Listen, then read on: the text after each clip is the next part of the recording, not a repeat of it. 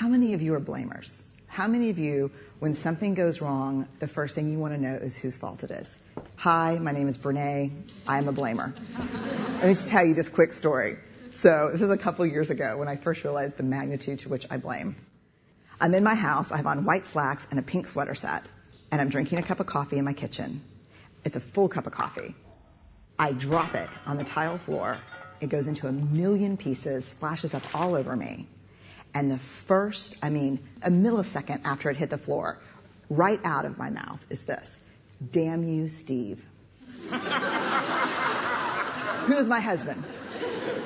Because let me tell you how fast this works for me. So Steve plays water polo with a group of friends. And the night before, he went to go play water polo.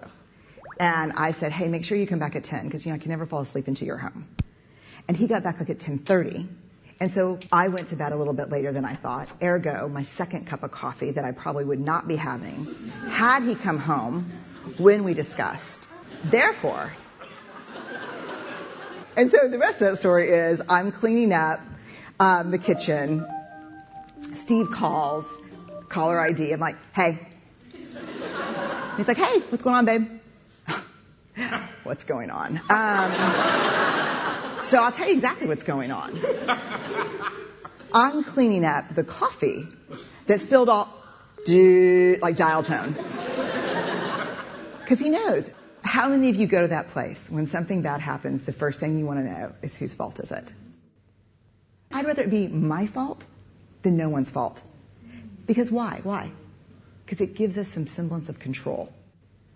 But here, if you enjoy blaming, this is where you should stick your fingers in your ear and do the na thing, because I'm getting ready to ruin it for you. Because here's what we know from the research. Blame is simply the discharging of discomfort and pain.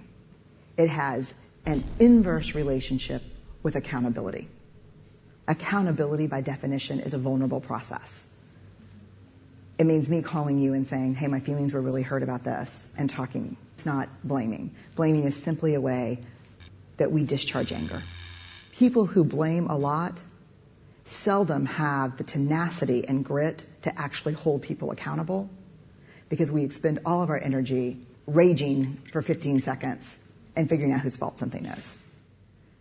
And blaming is very corrosive in relationships, and it's one of the reasons we miss our opportunities for empathy.